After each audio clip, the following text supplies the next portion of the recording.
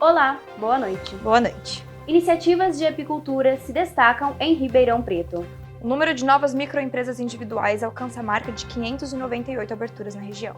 Feira Internacional do Livro e Biblioteca Sinhá Junqueira apresentam novos projetos para a educação. Música ajuda no tratamento contra a perda de memória. Tudo isso você acompanha agora no Jornal da Barão.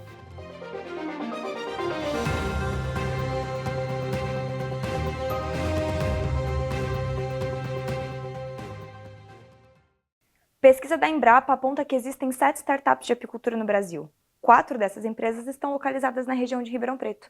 Acompanhe na reportagem de Júlia Valeri. Responsáveis pelo desenvolvimento de 70% das culturas agrícolas, as abelhas são mais essenciais na vida humana do que imaginamos. A prova está no estudo Radar AGTEC 2023, feito pela Embrapa, que mapeou 10 startups que trabalham com abelhas no Brasil. A Agrobi é uma das 4 startups da região neste segmento. O que a gente veio estudando, e aí que surgiu a ideia da Agrobi, é como que esses polinizadores influenciam na produtividade e na qualidade dessas lavouras. E os resultados hoje indicam um incremento de produtividade de mais de 18% no café e mais de 10% na soja, por exemplo. A startup desenvolveu uma plataforma que conecta apicultores com produtores rurais. Os criadores de abelha, eles recebem um treinamento para como manejar suas colmeias para polinização. Os produtores é alinhado um protocolo de manejo integrado durante o período da florada para garantir a segurança dessas abelhas. Para Guilherme Souza, o fortalecimento da apicultura é reflexo de uma preocupação com o meio ambiente. A grande realidade é que todo o tema de sustentabilidade está em alta, não só aqui, como em todo o mundo. Os consumidores estão cada dia mais preocupados com a sustentabilidade ambiental dos produtos que eles consomem, e a abelha é um grande símbolo da sustentabilidade. Além de usar as abelhas na agricultura, as iniciativas também investem no comércio. A Eborá, empreendimento 100% feminino, trabalha com o processamento de mel e própolis de abelhas brasileiras, sem ferrão, para comercialização de alimentos e biocosméticos. A gente entende que para proteger as abelhas, que são um dos animais mais importantes para a manutenção das matas, das florestas como um todo, a gente precisa consumir os produtos delas, né? Para Mariana Tojal, o protagonismo das abelhas no agronegócio regional é fruto do ensino público. Foi criando uma cultura de conhecimento e proteção às abelhas, né? Porque o fato dela tanto produzir conhecimento quanto chamar as pessoas para dentro, né, vai reverberando dentro delas, né? E as pessoas vão entendendo a importância das abelhas, entendendo seus potenciais e, o melhor de tudo, lutando para isso. Além da apicultura ser forte no mercado tecnológico de Ribeirão, o uso das abelhas também se destaca nas pequenas iniciativas. Um exemplo é o Criadouro Conservacionista de Abelhas, fundado por Pedro Sacchi. Além de criar abelhas, ele também realiza ações de conscientização em feiras de Ribeirão. A gente tem as apresentações, a parte de educação ambiental, a gente faz o trabalho de educação ambiental, preservação das abelhas, e também com isso a gente leva um pouco da nossa produção para o pessoal estar conhecendo. Tanto a variedade de mel que a gente tem, que a gente produz, uma boa parte é produção nossa, outra parte de parceiros, e também a questão da preservação das abelhas, que é o foco que a gente trabalha. As atividades da organização são realizadas para evidenciar a relevância das abelhas. Na visão de Pedro, o papel desses insetos vai além da produção de mel. Quando tem a polinização por abelhas, em qualquer tipo de produção de alimento, ela aumenta em torno de 25% a 30%. Tanto na qualidade quanto na quantidade de produtos. Então, hoje a gente sabe que ela é responsável por 75% da produção de alimento no mundo. Considerado historicamente um período fraco para novos investimentos, a cidade é a 6ª do país que mais abriu microempresas individuais no final do ano passado. Confira na reportagem de Amanda Maestre. Em dezembro de 2023, Ribeirão Preto teve aumento de abertura de microempreendedores individuais. Cerca de 598 empresas foram iniciadas. O MEI é um profissional autônomo com modelo empresarial simplificado que atua como uma pessoa jurídica.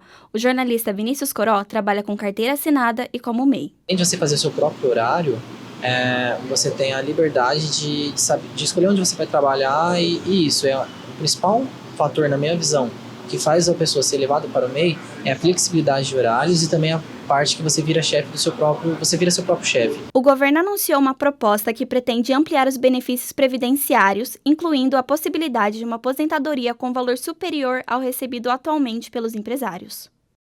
Hoje você paga o NADAS, você tem direito a um seguro-desemprego, vamos dizer assim, você tem o Bolsa Maternidade para mulheres, então assim, hoje está sendo muito vantajoso você abrir um MEI. Antes disso, os trabalhadores recorriam ao trabalho informal. Ao abrir um CNPJ, eles garantem os seus direitos e têm a chance de aumentar os seus ganhos.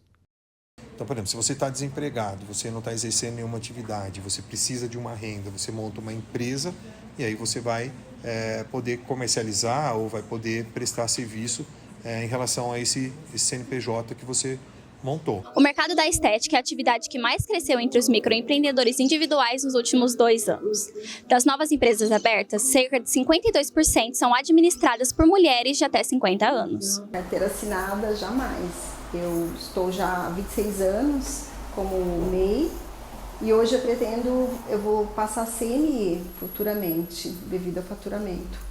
A diferença entre microempreendedores individuais e microempreendedores é que o faturamento máximo sobe de 81 mil para 360 mil reais. Os donos das novas empresas são obrigados a declarar o imposto de renda como pessoa jurídica. Para quem não tem conhecimento na área, o contador pode auxiliar. No início eu precisei de ajuda do contador e depois eu consegui manter a parte administrativa. Mas eu oriento que sempre que você tem alguma dúvida, que você procure um contador para tirar todas as suas dúvidas.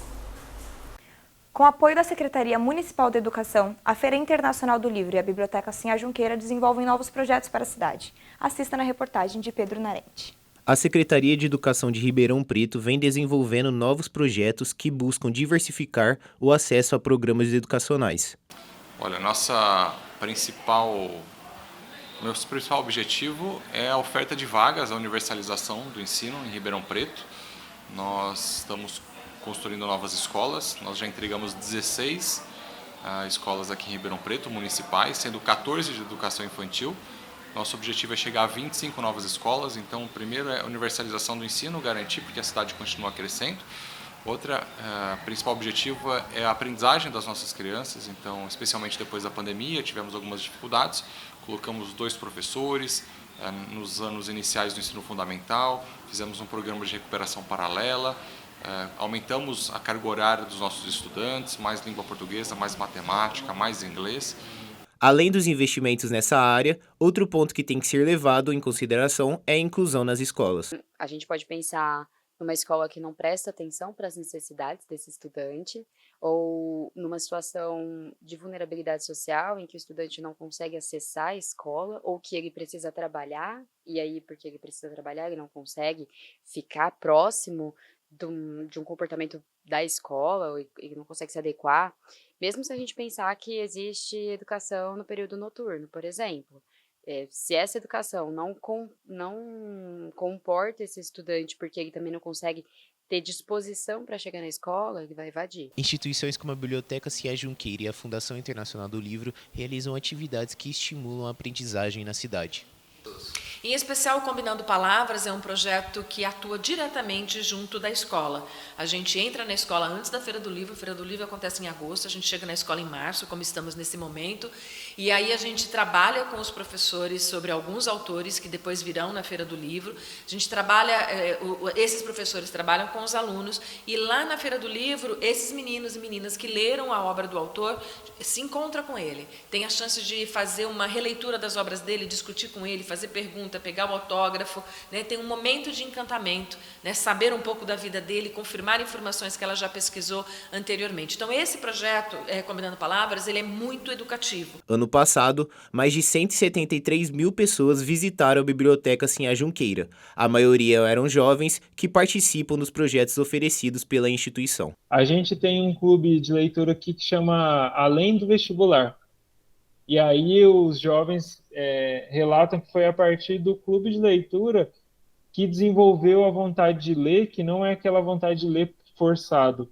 Eles perceberam que a partir da mediação é possível ler de forma gostosa e não de forma forçada.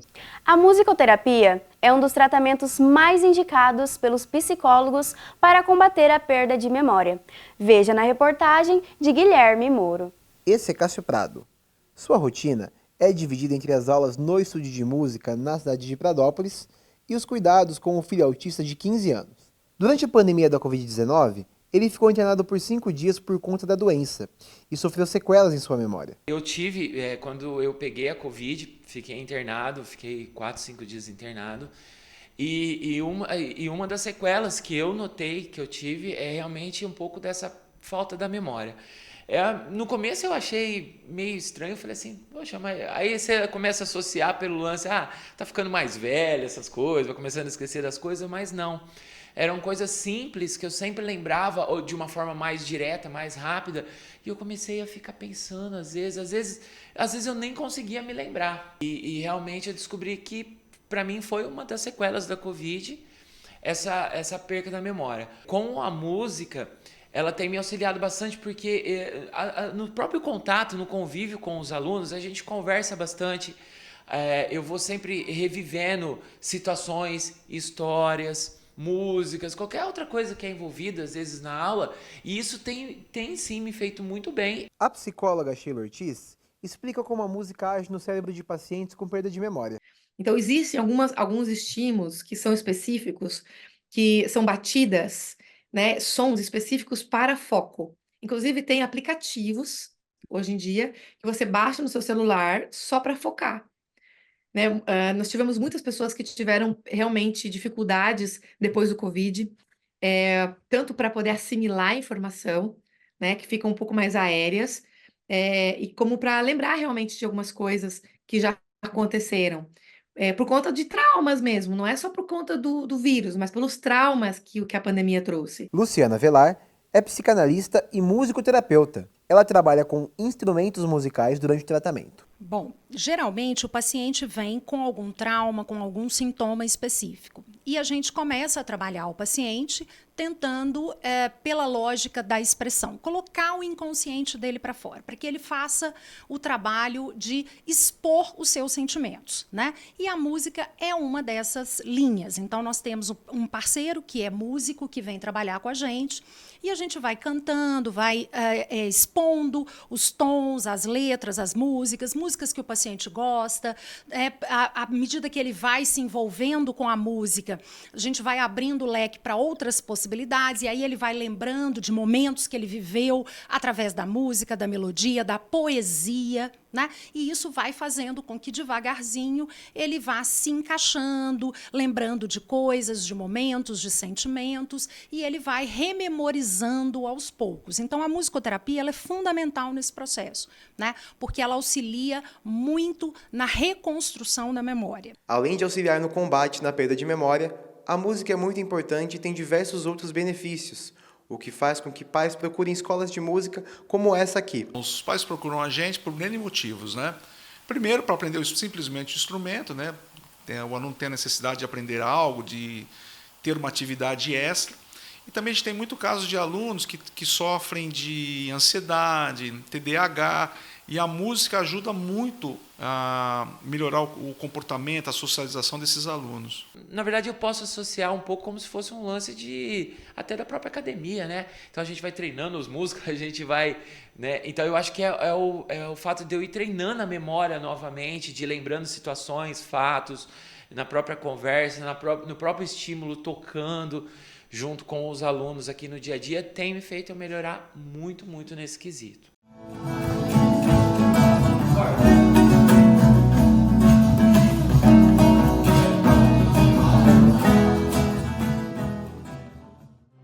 E assim, terminamos mais um Jornal da Barão. Muito obrigada pela sua audiência. Uma boa noite e até a próxima edição.